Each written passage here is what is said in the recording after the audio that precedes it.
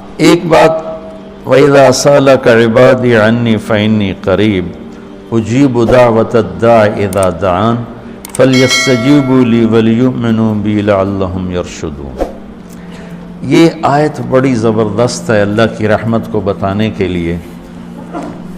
ساڈی تا جی سندا ہی کوئی نہیں، یہ عام لوگ جی ساڈی تا رب سندا ہی کوئی نہیں، اور جو بیچارے ان پڑھ لوگ پیر سائیں تہاڈی رب موڑ نہیں سکتا، ساڈی سندا کوئی نہیں، یہ اس سے بھی آگے چلے جاتے۔ او بھائی اللہ بڑا بے نیاز ہے، جس کی چاہے موڑ دے، جس کی چاہے سن لے، لیکن رب سب کی سنتا ہے، یہ یہاں بتانا ہے۔ وَإِذَا، ان نہیں، ان شرط ہے اور اذا ظرفیت ہے، تو ان کی بجائے اذا سے ایک دم اللہ کی رحمت کا دروازہ کھلتا ہوا نظر آتا ہے۔ اذا سألک، عنی پہلے ہونا چاہیے، عبادی بعد میں ہونا چاہیے۔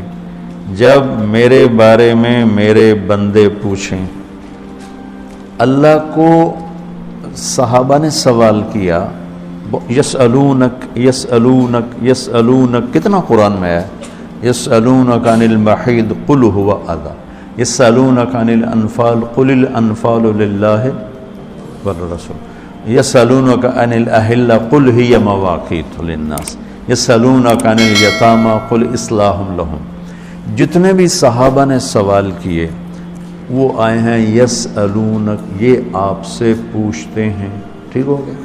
تو یا حبیبی یا محمد قل، آپ کہیے، یہ جواب ہے۔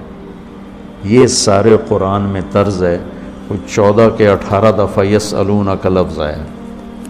صحابہ نے سوال کیا، اللہ کدھر ہے، قریب ہے تو مناجات کریں، دور ہے تو زور سے پکاریں۔ تو اس پر آیت یوں اترنی چاہیے تھی، یسألونک عنی، جیسے باقی آ رہا ہے سارے سوالوں کا جو لفظ آیا ہے یسألون، آپ سے پوچھتے ہیں، تو یہاں بھی ہونا چاہیے تھا آپ سے پوچھتے ہیں، عنی میرے بارے میں، قل تو آپ کہیے، ہوا قریب کہ وہ تمہاری قریب ہے۔ یہ میری بات سمجھ میں آئی؟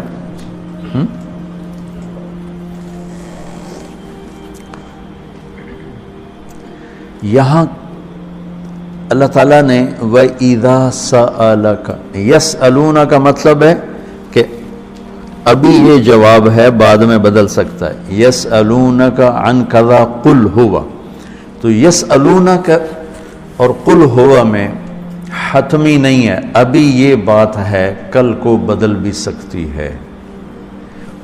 اذا کا مطلب ہے کہ یہ ابدی جواب ہے، یہ جواب قابل تبدیل نہیں ہے، یہ آگے جو جواب آئے گا وہ ہمیشہ کے لیے ہے۔ اب سنو، وَإِذَا سَأَلَكَ عبادی عنی، اپنے آپ کو بعد میں ذکر کیا اور اپنے بندوں کو پہلے ذکر کیا۔ اذا سألک الناس المؤمنون، یہ آ سکتا ہے نا، العباد، اذا سألک العباد، کیا کہا، عبادی، اللہ کو یہ سوال اتنا پسند آیا، اللہ کہ تم تو ہو ہی میرے بندے، میرے بارے میں اپنے آپ کو بعد میں ذکر کیا اور عبادی کو پہلے ذکر کیا۔ اب میں ایک مثال دیتا ہوں، آگے جو فإنی قریب، میں پوچھتا ہوں مولوی شاہد صاحب سے کہ مولوی عدنان کدھر ہیں، تو مولوی شاہد صاحب کے ذمہ ہے جواب دینا کہ جی یہ بیٹھے ہیں، ٹھیک ہے نا؟ میں پوچھتا ہوں مولوی شاہد، مولوی عدنان کدھر ہیں، تو مولوی شاہد کے جواب دینے سے پہلے مولوی عدنان کہ جی میں ہوں، کوئی فرق ہوگا؟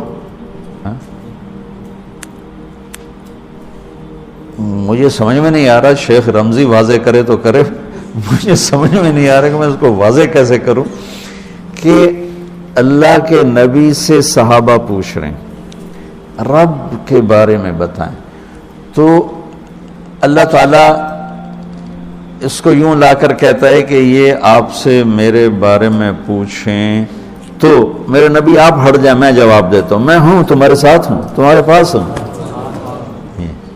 شہرک سے زیادہ قریب ہوں، تمہارے ساتھ ہوں.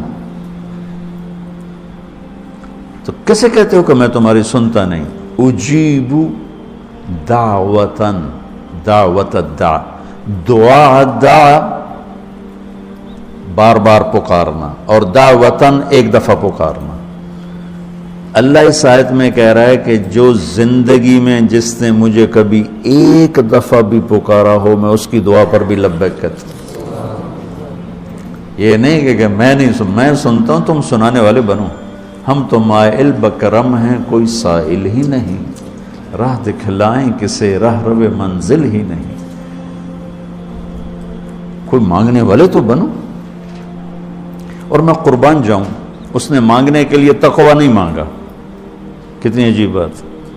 اللہ کو پتہ ہے ہر آدمی تو تقوی والا نہیں ہو سکتا، نہیں، اور ہر آدمی علامہ بھی نہیں ہو سکتا، تہجد گزار بھی نہیں ہو سکتا، نمازی بھی نہیں ہو سکتا. ایک کام ہر آدمی کر سکتا، اللہ نے وہ لگا دے. مسلمان ہونا بھی نہیں لگایا. مسلمان ہونا بھی، ہندوؤں کو کوئی اور رب دے گا، ان کو تو اللہ ہی دے گا. تو میں قربان جاؤں، کہتا امن یجیب المضطر اذا دعاہ.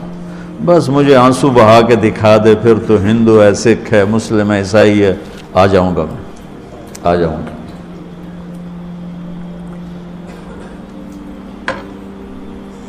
سب کی سنتا. اجیب دعوت الداع، ایک دفعہ بھی جو زندگی میں پکارتا ہے نا، اذا دعان، جب جس وقت اس کی زبان سے یا اللہ نکلے گا میں لبیک کہتا ہوا ہوں. تو اس آیت میں بڑی تسلی اللہ نے دی ہے، بڑی تسلی دی ہے کہ اللہ کو پکارو، اللہ سے، صرف اللہ سے مانگو، صرف اللہ سے مانگو. وَإِذَا سَأَلْتَ فَاسْأَلِ اللَّهِ وَإِذَا اسْتَعَنْتَ فَاسْتَعِنْ بِاللَّهِ. مخلوق سے مت مانگو، پکارنا ہے تو صرف اللہ کو پکارو. اللہ نے خوبصورت مثال دی، ان الذین تدعون من دون اللہ لن یخلقوا ذبابا. اللہ تعالیٰ فرماتا ہے مجھے چھوڑ کر میرے بنائے ہوئے بندوں سے مانگتے ہو، ان سے کہو ایک مکھی بنا کے دکھا دے. اگر یہ ایک مکھی بنا کے دکھا دیں تو میں نے چھاڑ دے نہ تو کل مانگ لوے. ارے یہ مکھی کی ایک ٹانگ نہیں بنا سکتا، تو تم ان سے کیوں مانگتے ہو؟ ان سے مانگو، اس سے مانگو جس نے انہیں بنایا.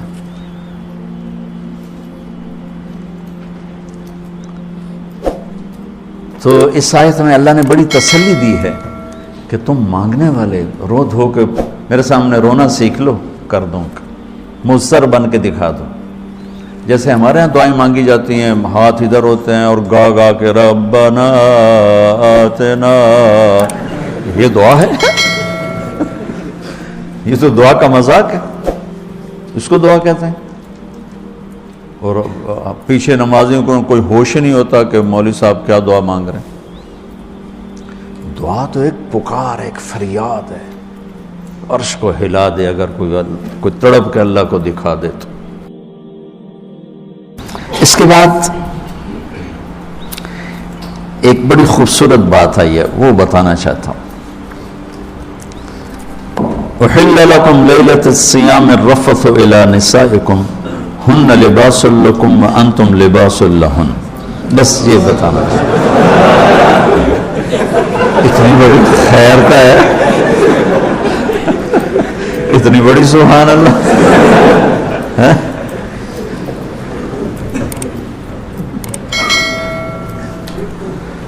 دنیا میں جو اللہ نے رشتے بنائے ہیں